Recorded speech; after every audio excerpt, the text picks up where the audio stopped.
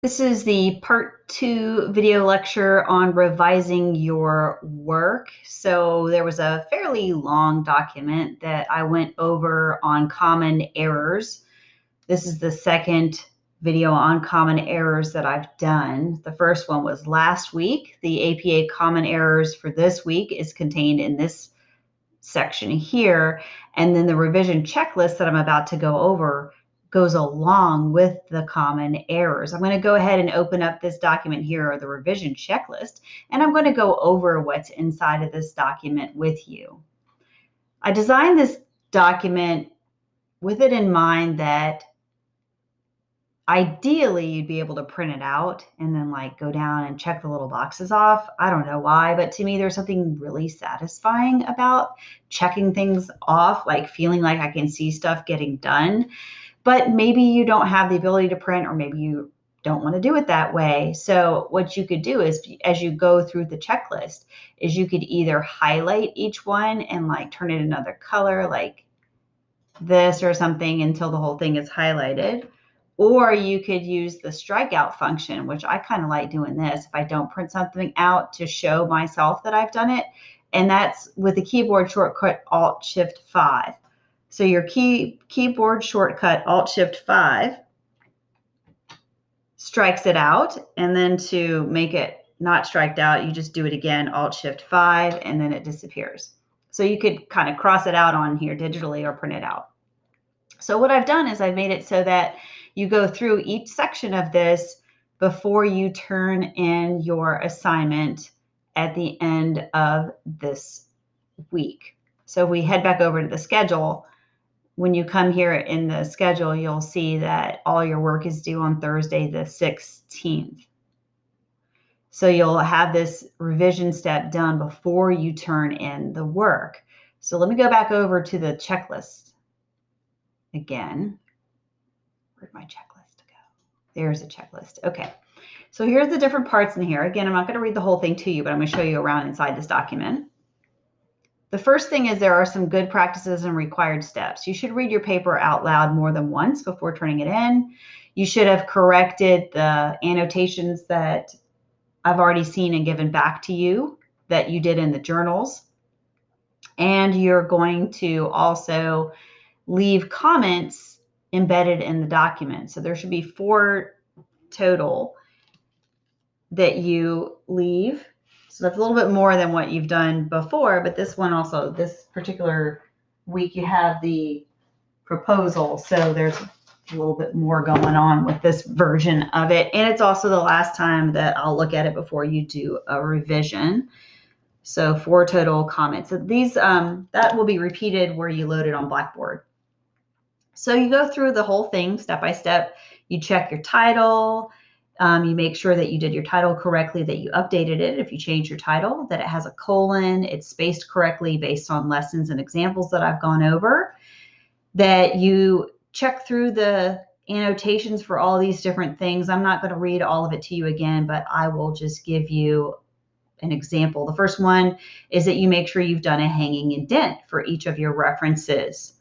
So in your annotated bib, your references are those. They're your annotations, really. What's sitting at the top, the citation that most of you grabbed from the citation machines, or for the third source, the non-academic source, you probably had to make that annotation unless you did a third one from a database. So just check on down the list here. You do your references, you do your in-text citations based on the lessons. You check out, you do the paragraphs, like you look at your paragraphs. Are they point proof explain, a pattern that I've taught before in the class? Do you spill out the acronyms? Again, these are recapping all the lessons that have been part of this whole paper. Formality and word choice. You're going to scan your whole paper to make sure there's no you or your in any form. First person is used only in the proposal section, and so on.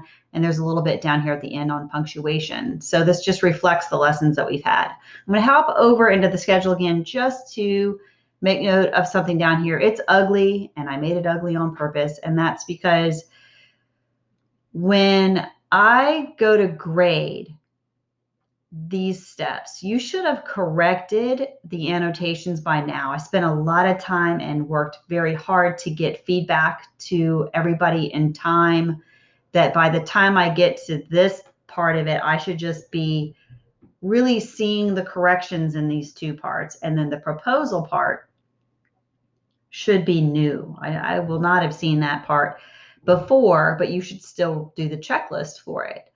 And what I want you to know is I will be checking to make sure you've done the revisions based on the feedback, because when you go a little bit more down in our schedule, you'll see that for the end of the course, you're going to revise paper 3.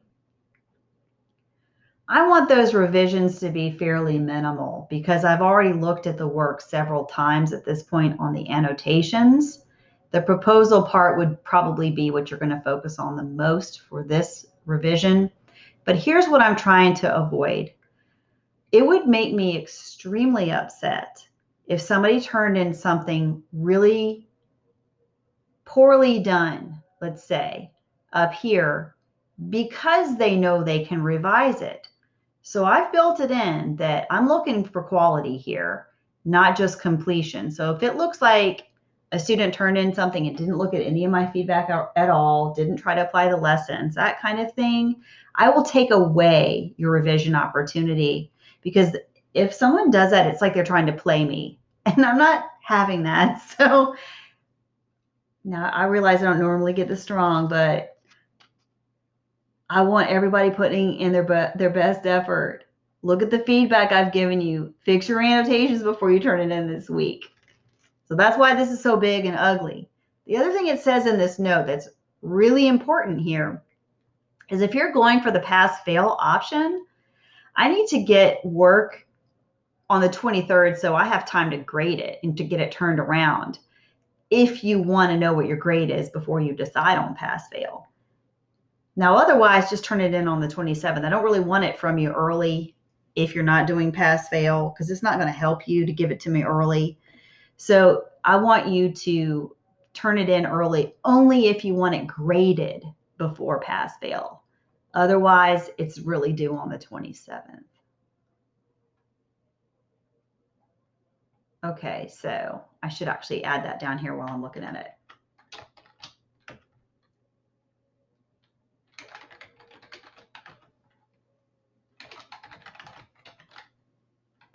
So that's a little weird to say it's due here or here, but that's what that all is. Okay, that is the end of the revision part. The next thing I'm going to go over at part 3 is not due until the end of this week. But again, I feel like I need to give it to you during this week. Boy, that was a crappy sentence. Let me try that again. I'm doing the videos right now for week 14, but I need to go over something that's due week 15, because I feel like if you're going to try to do it early, you can, but you also need to consider pass-fail and how this will factor into your grade. In the original version of the class, the reflection that I will go over here in part 3 was actually the portfolio. So I'm going to stop this video now because I'm actually starting to talk about it, and I'll do that one separately. Thanks.